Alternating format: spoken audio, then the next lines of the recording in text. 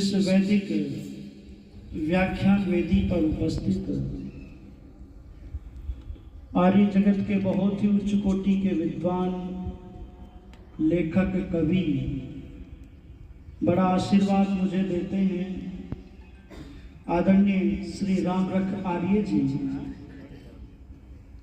और उन्हीं के समीप में बैठे हुए हैं जिन्होंने बहुत सुंदर भजनों की प्रस्तुति दी। बहुत अच्छे भजनोपदेशक आदरणीय भाई महेंद्र आर्य जी, अभी जिन्होंने बहुत सुंदर व्याख्यान ईश्वर की वैदिक पूजा, ईश्वर के प्रसंग में आपके बीच में रखा, स्वामी यजमुनि जी, इस आर्य समाज के बड़े ही कर्मठ मंत्री बड़े भाई यतेंद्र आर्य जी, हमारे मध्य में उपस्थित आदरणीय श्री राम अवतार जी, और बड़ा प्रेम और स्नेह जिनसे मुझे मिलता है बाल संबंध में आदरणीय हमारे भागीदार नंबरदार जी, आज के हमारे मुख्य अतिथि जी यहाँ पर उपस्थित हुए हैं, उनका भी यहाँ पहुँचने पर आभार प्रकट करते हैं। आदरणीय भाई श्री प्रवीण जी, भाई सुरेंद्र जी, और सम्मुख बैठी वंदनीय पूजनीय माताओं, बहनों, धर्म प्रेमी बंधुओं, बहुत थोड़ा सा समय मेरे पास में बचा हुआ है।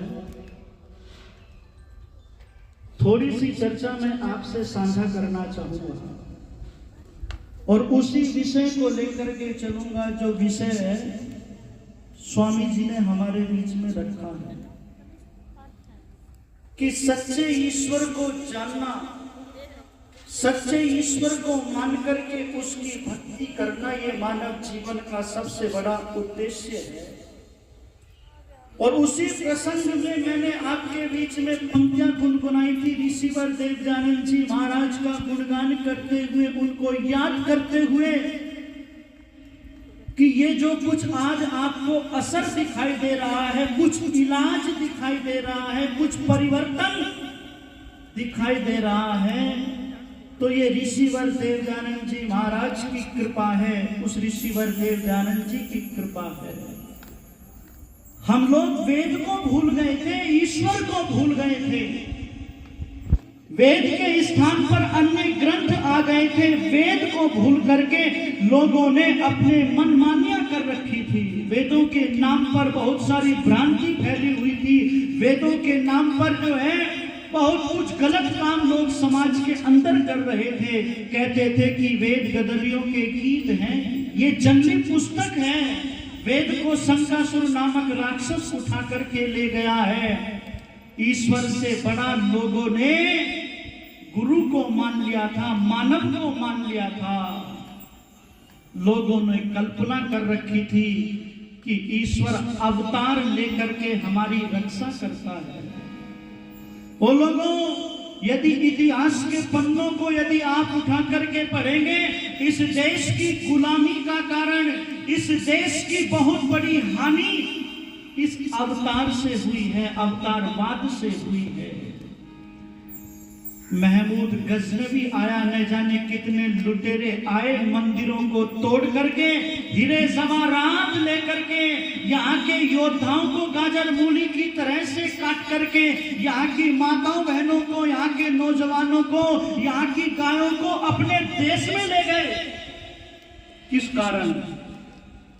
जब हमने ये मान लिया कि ईश्वर अवतार लेता है। और गीत भी गाए गए, आज भी मंदिरों के अंदर गीत गाती हैं मेरी माताएं बहनें।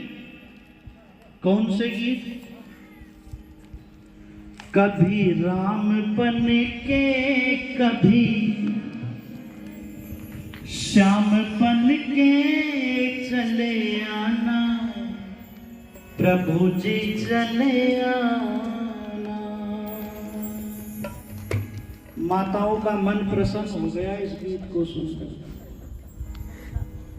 पर मेरी माताओं, तुम बड़ी भोली हो, हम आपके बेटे हैं बेटे, और हमने गुरुकुल में शिक्षा प्राप्त की है।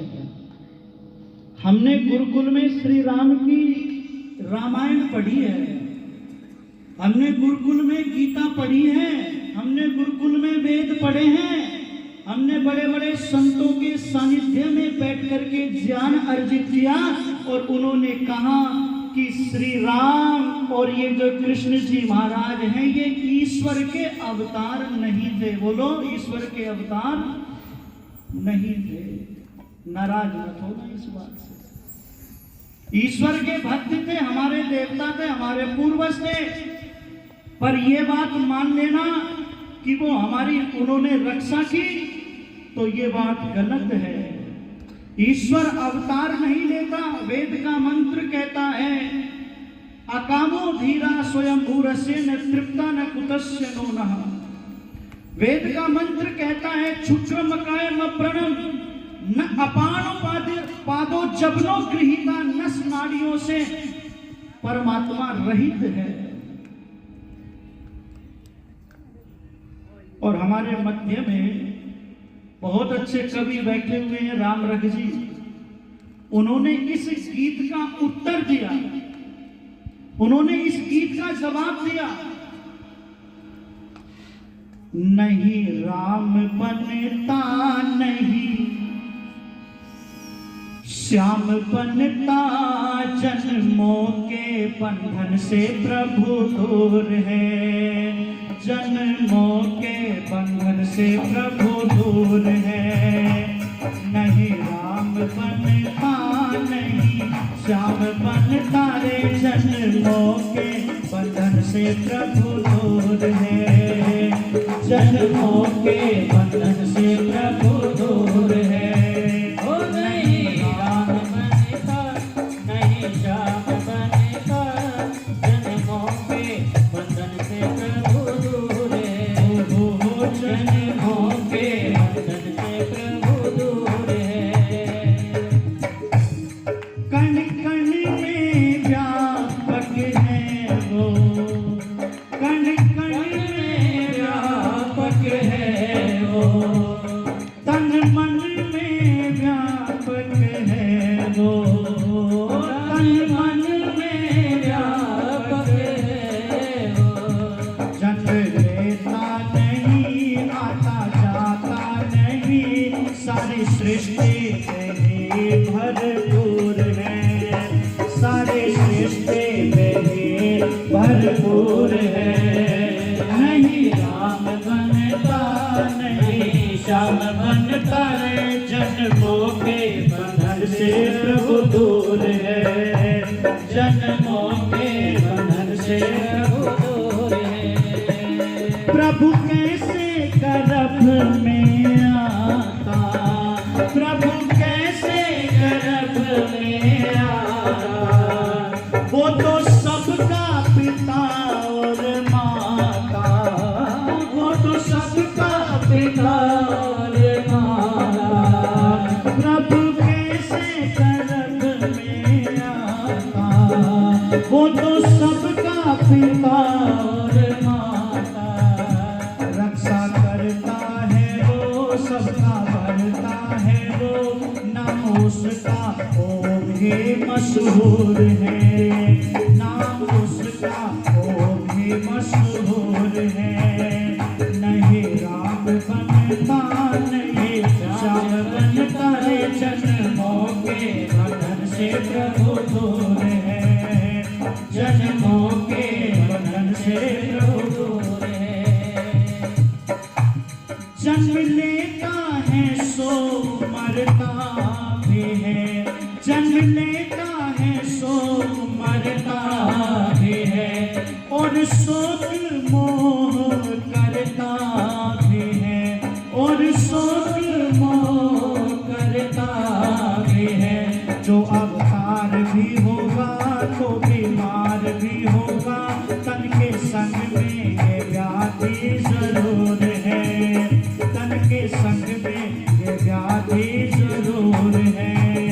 नहीं राम बनता नहीं श्याम बनता रे, जन्मों के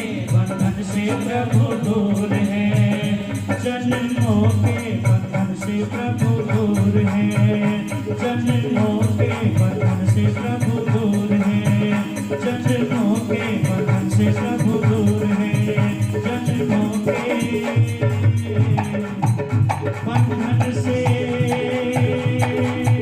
प्रभु दूर है।